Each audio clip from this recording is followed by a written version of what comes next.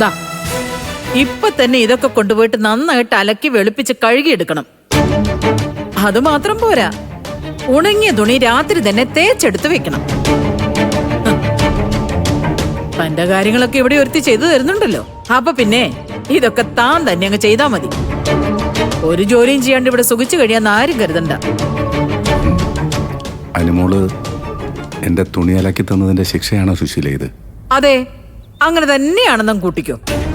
കൈകൊണ്ട് അലക്കുന്ന തുണിക്ക് വാഷ് മെഷീനിൽ അലക്കുന്ന തുണിയേക്കാൾ വൃത്തിയുണ്ട്. അതുകൊണ്ട് ഇവിടുത്തെ എല്ലാവരുടെയും ഡ്രസ്സ് കൈകൊണ്ട് കഴിയാ മതി. ഇനി മുതൽ ഇവിടുത്തെ വാഷിംഗ് മെഷീൻ വർക്ക് ചെയ്യുന്നില്ല. അതെന്ത് പറ്റി? ഇതുവരെ അതിന് കുഴപ്പമൊന്നും ഉണ്ടായിരുന്നില്ലല്ലോ.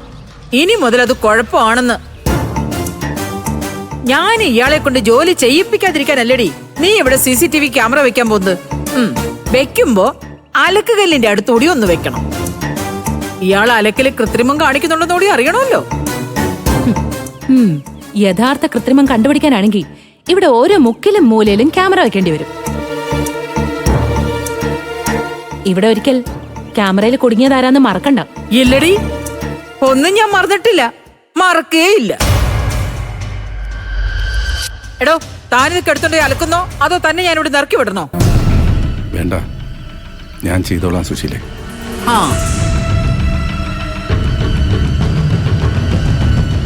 അച്ഛാ വേണ്ട അച്ഛാ. എന്താടി നിന്റെ ഉദ്ദേശം? മോളെ, നീ ഇതിലിടപെടണ്ട, ഞാൻ ചെയ്തോളാം. എന്ത് ചെയ്താലും എനിക്കിവിടെ നിൽക്കണമെന്ന ആഗ്രഹം.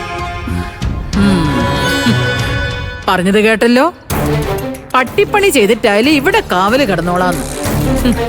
ഇനി എന്നെ കൊണ്ട് ഇതൊന്നും ചെയ്യിപ്പിക്കില്ലെന്നാണ് നിന്റെ വാശിയെങ്കിൽ അത് നടക്കില്ല മോളെ. ഇതേ എന്റെ വീടാ. ഇവിടെ എന്ത് നടക്കണ്ടെന്നൊക്കെ തീരുമാനിക്കുന്നത് ഞാനാ, മനസ്സിലായോ? എന്നോട് മത്സരിക്കാൻ നിന്നാ ഇയാള് മാത്രമല്ല, നീ ഇനി ഇവിടെ വേണ്ടെന്ന് ഞാൻ അങ്ങ് തീരുമാനിക്കും. അയ്യോ, അങ്ങനെ കടുത്ത തീരുമാനങ്ങളൊന്നും എടുക്കല്ലേ. ഈ മനുഷ്യനെ കൊണ്ട് നിങ്ങൾ ഇനി എന്ത് വേണമെങ്കിലും ചെയ്യിച്ചോ, ഞാൻ ഇടപെടില്ല. പക്ഷേ എന്റെ ഭർത്താവിന്റെയും കുഞ്ഞിന്റെയും ഡ്രസ്സ് കഴുകാൻ ഇവിടെ ഞാനുണ്ട്. അതെന്റെ അവകാശമാണ്. എനിക്ക് ആരോഗ്യമുള്ളിടത്തോളം കാലം അത് മറ്റാരെ കൊണ്ട് ചെയ്യിക്കാൻ എനിക്ക് ഇഷ്ടമല്ല. അത് ഞാൻ ഉദ്ദേശിക്കുന്നുമില്ല.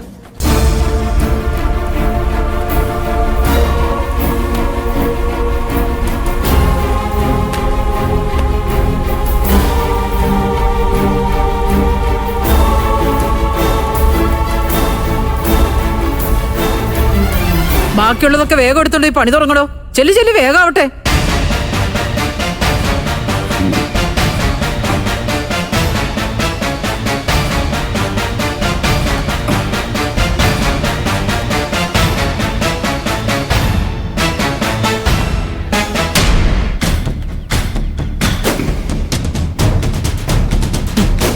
ചെല്ലങ്ങോട്ട്.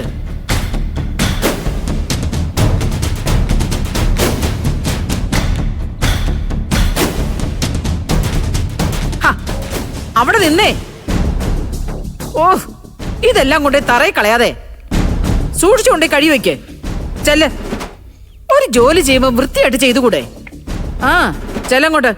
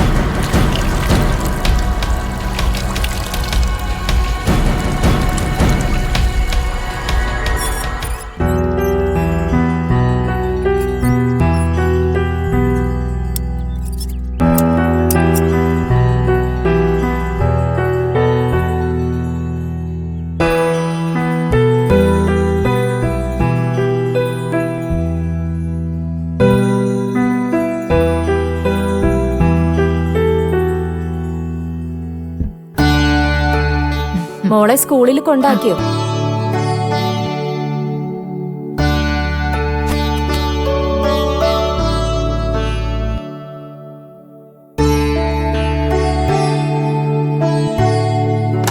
ആർച്ചമോളെ, ഭദ്രമോളെ.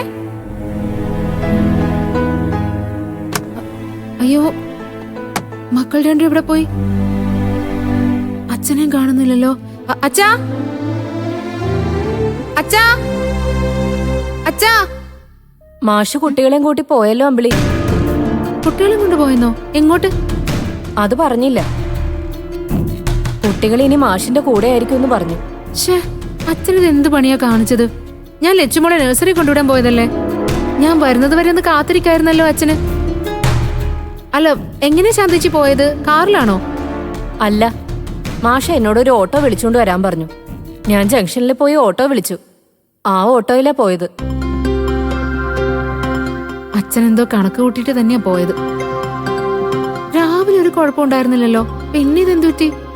ഷേ, ഞാൻ കുട്ടിക്ക് വേണ്ടി ചോക്ലേറ്റ് ഒക്കെ വാങ്ങിക്കൊണ്ടാ വന്നത്. അച്ഛന്റെ ഒരു കാര്യം.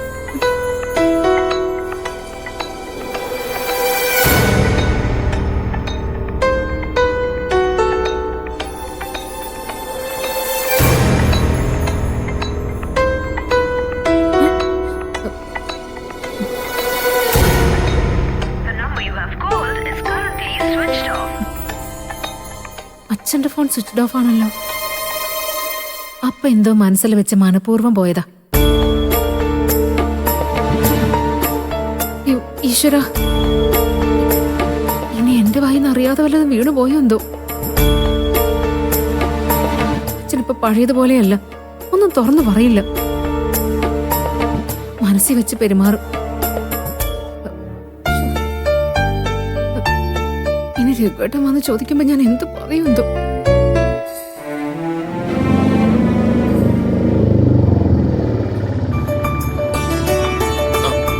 വാ വാ വാ വാ വാ മക്കൾ വാ മക്കൾ വാ. ഓടല്ലേ, ആരും ഓടല്ലേ. മുത്തശ്ശൻ വരാതെ പോവല്ലേ. മുത്തശ്ശ ഓട്ടം നിന്ന് പൈസ കൊടുക്കാം കേട്ടോ. ആ ശശി, അത് ആ വാ വാ വാ വാ.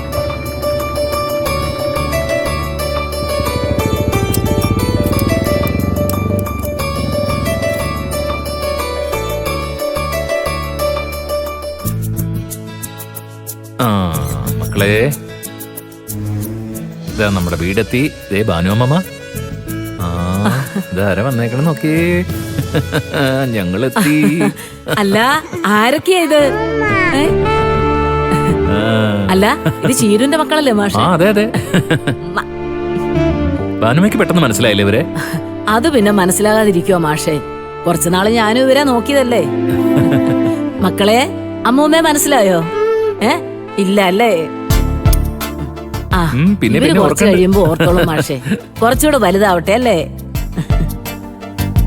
നമുക്കേ അകത്തേക്ക് പോയാലോ? ദേ ഇതാണ് ഇനി നമ്മുടെ വീട് കേട്ടാ. മക്കള് വാ.